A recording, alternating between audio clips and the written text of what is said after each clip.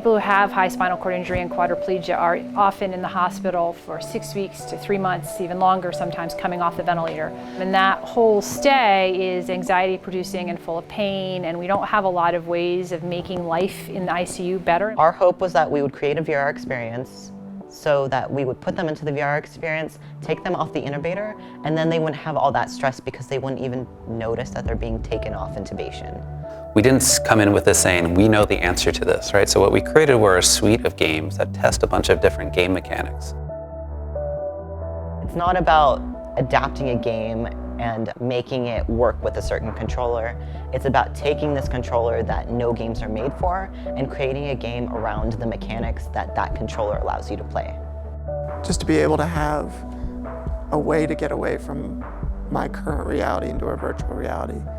It's just such a positive distraction, but also it gives you something to focus on and a piece of independence that you don't have while you're in that bed. The world is not accessible, but virtual reality is.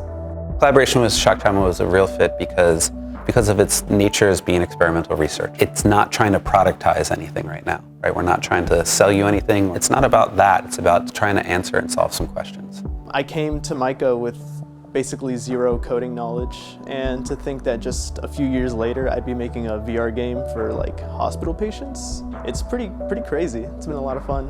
Sometimes I think students take for granted being in an art and design school that everybody's creative. And when they go out and they work with different teams that have other really amazing skill sets and they realize that their skill set is equally valued, that's really powerful.